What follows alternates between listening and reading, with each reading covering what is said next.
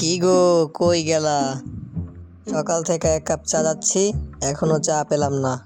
কি যে করো ঘরের মধ্যে, কোনো একটা জিনিস চেয়ে শান্তি নাই। কেমন আছেন শ্বশুর আব্বা? এ হারামজাদা আবার কখন থেকে আইলো? আছি জামাইবাবু, ভালোই আছি।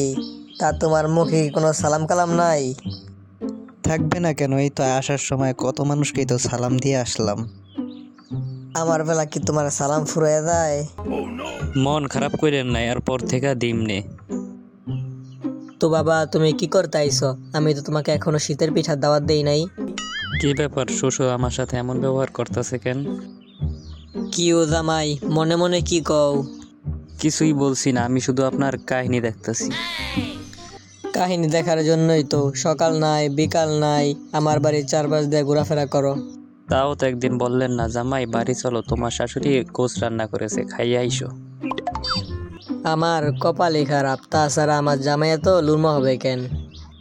মাইশের জামাই গো থেকে আপনার জামাই অনেক ভালো আছে।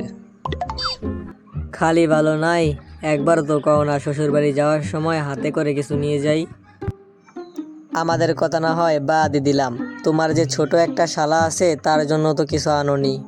হুম, আমার লুরমা কয় মাসেরটা খাওয়ার লিগে জিবরা 12 হাত করে রাখে, এতে আবার কোনো দোষ নেই। কি ও জামাই, মনে মনে আমাকে গালি দিচ্ছ নাকি? না না, গালি দিমু কেন? ও যাই হোক বাবা, আত্মীয় স্বজনের বাড়ি খালি হাতে আসতে হয় না। এরপর আসার সময় কিছু নিয়ে আইসো। আজ খালি বাড়ি যাই, তোর মেয়ের হাড় গুঁড়ো করে সেই হাড় পরে নিয়ে আসবো। জামাই কিছু কইলা মনে হয়? না, আমি আবার কি কমু? যাই হোক, আজকে কি মনে করে এসেছো তাই বলো। বাকি টাকা নিতে আইছি।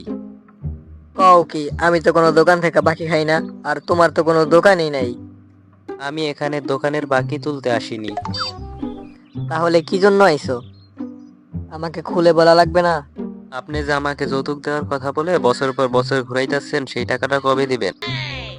এ কি বলো জামাই, তুমি কি জানো না যৌতুক নেওয়া আর দেওয়া সমান অপরাধ? এখন তো তাই হবে, যত অপরাধ সব আমার বেলায় আইসা।